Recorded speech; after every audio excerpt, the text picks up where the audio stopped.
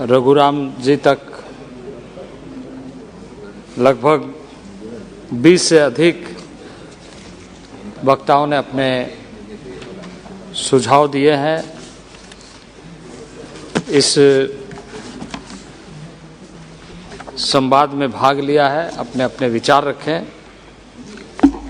मैं उनके प्रति आभार व्यक्त करता हूं, क्योंकि सभी ने कुल मिलाकर इस बिल का समर्थन किया है। यह कर्नाटका राज्य से संबंधित बिल, जिसके संदर्भ में बताया गया है कि कर्नाटका राज्य में जो काडू कुर्बा अनुसूचित जनजाति के लिस्ट में सम्मिलित है, उसमें पर्यायवाची शब्द बेटा कुर्बा को जोड़ा जाए और उसकी जनसंख्या अभी सदन में बताया गया। और कल जब इसी सदन में चर्चा हो रही थी तमिलनाडु के संबंध में, हिमाचल के संबंध में, तो उस समय हमने इस विषय को सदन के सामने रखते हुए कहा था कि हम समस्या का समाधान चाहते हैं। आदरणीय नरेंद्र भाई मोदी के नेतृत्व में जो सरकार कार्य कर रही है इस देश के जनता के लिए, विभिन्न क्षेत्रों में ऐसे जो भी समस्या है उसका समाधान और नए अवसर कैसे देशवासी, सुदूरवासी, जिसकी आबादी बहुत कम है और संवैधानिक प्रावधानों से उपेक्षित रहा है, उसकी आवाज़ इस सदन तक बहुत लंबे कालखंड के बाद पहुंची है। आदरणीय नरेंद्र भाई मोदी के नेतृत्व में सरकार के माध्यम से। और मैं माननीय सदस्य, वैसे तो कई सदस्यों ने अपने सुझाव दिए हैं, सबकी चर्चा करूंगा, लेकिन सबसे पहले मैं प्रेमचंद्रन जी की चर्चा करूंगा। उन्होंने इस बात का उल्लेख किया कि ये एक सभी देश के सभी राज्यों को मिलाकर एक बिल लेकर आना चाहिए, कॉम्प्रिहेंसिव तरीके से एक बिल सदन के अंदर आए और उस पर चर्चा हो। माननीय मोदी देश के प्रधानमंत्री संवेदनशील है और उनकी संवेदनशीलता इस बात पर दिखती है कि सदन इस बात पर चर्चा करे जिसकी संख्या बहुत कम है। अब आप इस सदन में चर्चा कर रहे हैं उन समुदाय, उन लोगों के बारे में जिसकी संख्या 5000 है, लेकिन संविधान से कोसों दूर, आजादी मिले 75 साल हो गए, वो 5000 लोगों को न्याय नहीं मिला था। देश का संविधान कहता है, देश का लोकतंत्र कहता है, देश का हर नागरिक बराबरी का हिस्सेदार है। मौलिक सुविधाओं से हर किसी को सुसज्जित करते हुए लोकतंत्र के आधार पर आगे बढ़ने का मौका मिले। उस संविधान में इस प्रावधान के साथ देश के जनता ने इस संविधान को आत्मसात किया, स्वीकार किया, अंगीकार किया। और जो लोग इससे उपेक्षित रहे उनका विश्वास और ज्यादा रहा और इसलिए 75 साल तक इंतजार करते रहा कि कब नरेंद्र भाई मोदी जैसे प्रधानमंत्री मिलेंगे जब इस समस्या का समाधान हो। कल तमिलनाडु से संबंधित विधेयक जब आ रहा था, मैंने इस सदन में कहा कि उसकी आबादी सिर्फ 27,000 है। तो सदन गरिमापूर्ण तरीके से ऐसे एक भी व्यक्ति लोकतंत्र में वंचित न हो, इसका ध्यान रखते हुए जिस दिन सदन चर्चा करेगा उस दिन लोकतंत्र दुनिया में, भारत अच्छे ढंग से प्रतिबिंबित हो।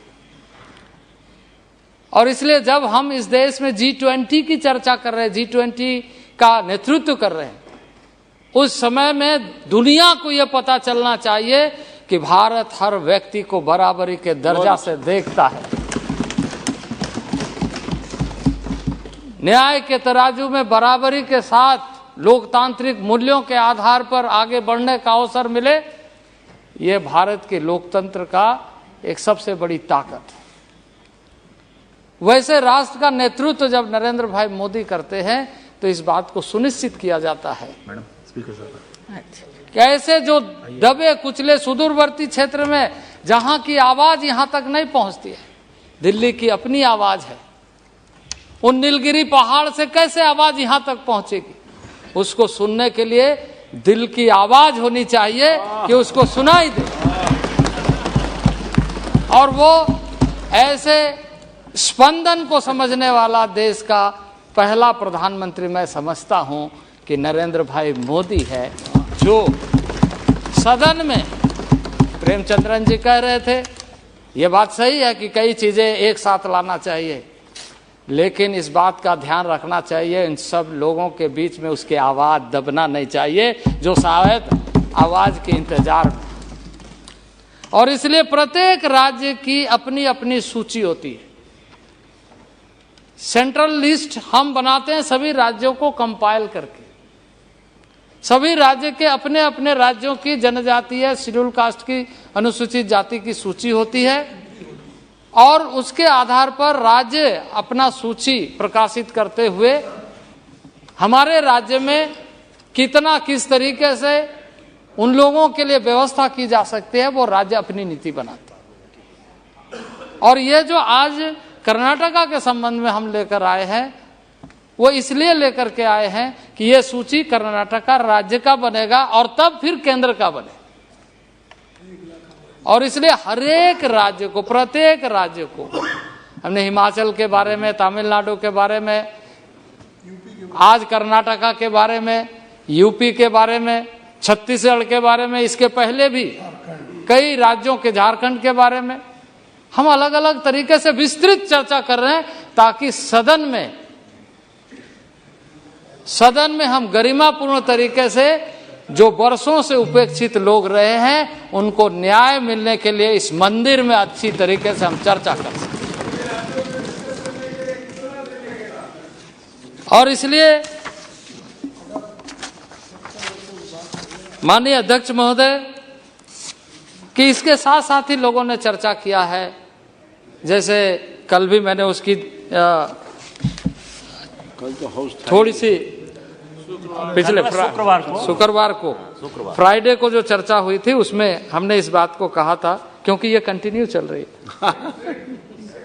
और उसमें बार बार इस बात को कहा जा रहा था। मैंने कहा हमारी जो बजट प्रोविजन है और उस बजट प्रोविजन के आधार पर जो हमारा स्कॉलरशिप, प्री मैट्रिक स्कॉलरशिप है, उसमें हम उत्तरोत्तर बढ़ाए, उसको आगे बढ़ाए हैं और उसके आधार पर लगातार विद्यार्थियों को, राज्यों को हम अलॉटमेंट दे रहे हैं, स्कॉलरशिप उपलब्ध करा रहे हैं।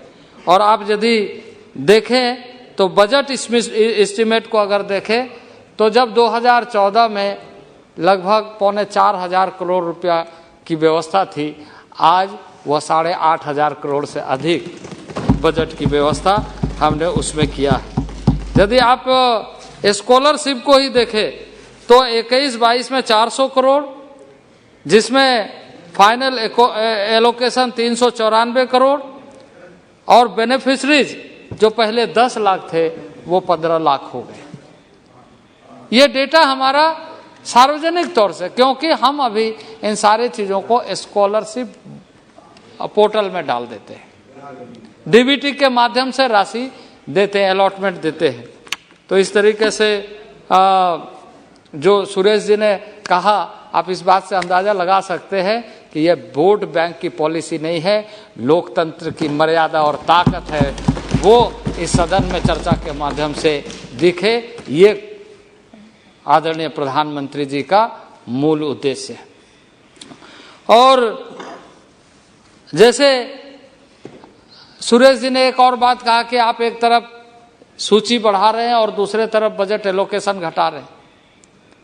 आपको मैं बताना चाहता हूं अध्यक्ष महोदय आपके माध्यम से सदन को कि जब 2013-14 का बजट एलोकेशन को देखें और 2021-22 का बजट एलोकेशन को देखें, इससे आप अंदाजा लगा सकते हैं कि प्रधानमंत्री नरेंद्र भाई मोदी के नेतृत्व में ट्राइबल डेवलपमेंट का अप्रोच क्या है, ट्राइबल डेवलपमेंट का अप्रोच क्या है, आप इसे अंदाजा लगा सकते हैं।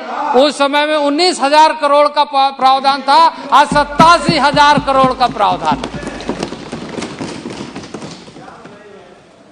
ये मंत्रालय ही हमने बनाया अधीर जी, आपके जानकारी के लिए अटल जी ने बनाया। पहले मंत्रालय नहीं था ट्राइबल का, अटल जी ने बनाया। मंत्री बैठे हैं पीछे।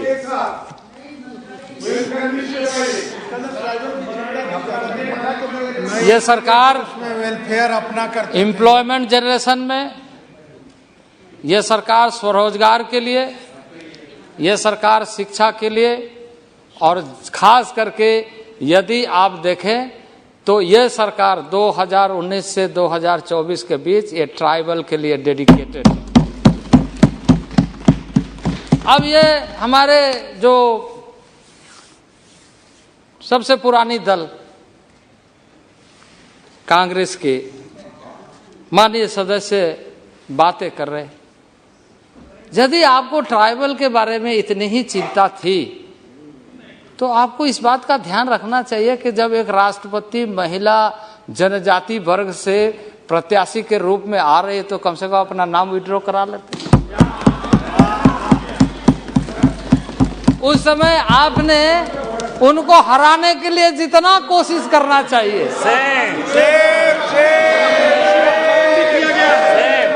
मंत्री जी अपमान भी किया गया।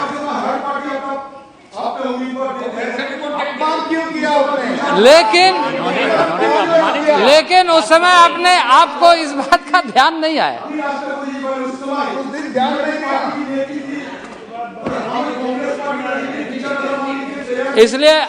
इसलिए अध्यक्ष महोदय, तो पहले आपने जो इनके कहने और कथनी में कितना अंतर है आप इसका अंदाजा लगा सकते हैं। अध्यक्ष महोदय एक माननीय सदस्य ने हमारे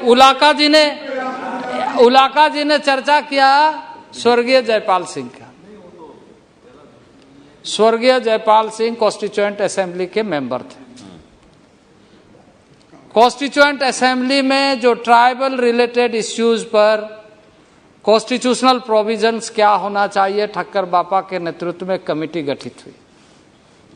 उस कमेटी ने रिकमेंडेशन दिया, बहुत सारी सुझाव दिया और उसके ऊपर में डिबेट हुई, उस पर चर्चा हुई।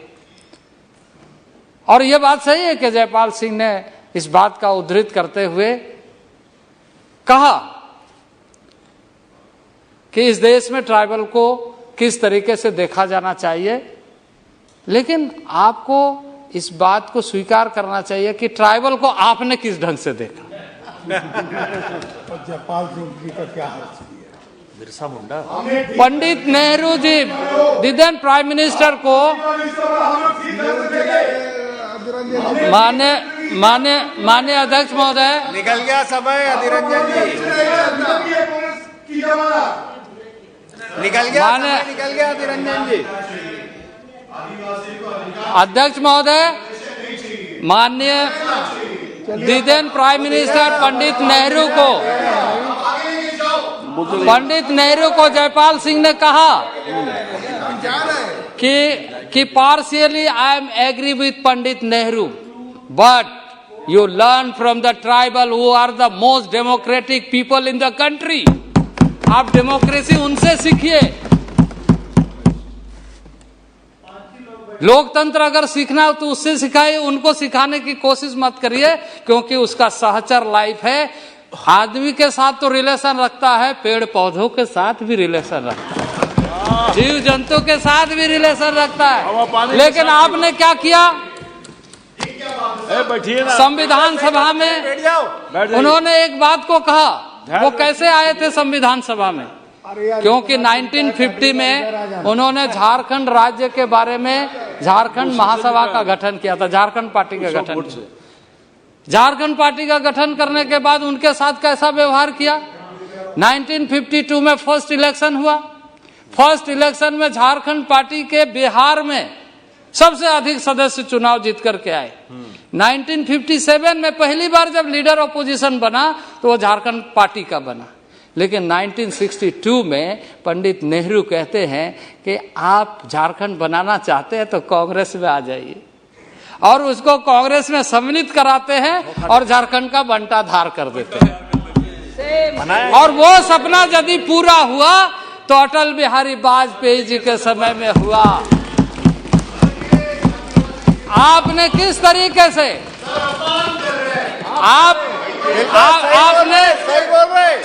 आपने स्वर्गीय कार्तिक उरांव जी जो कांग्रेस में रहे, स्वर्गीय कार्तिक उरांव जी, जब उन्होंने स्वर्गीय कार्तिक उरांव ने जो प्राइवेट मेंबर बिल लेकर के पार्लियामेंट में आए तो आपने उसको भी बहकाया, बहलाया, फुसलाया और उसको दबाने का कोशिश की।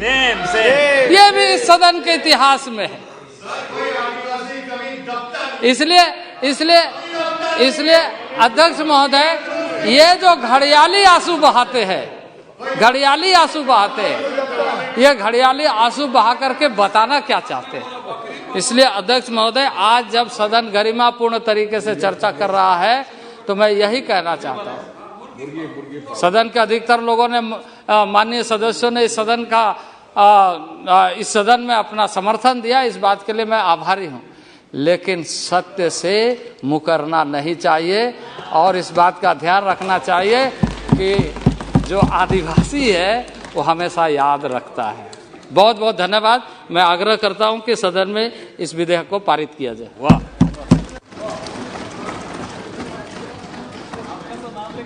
Speaker sir, a point of order.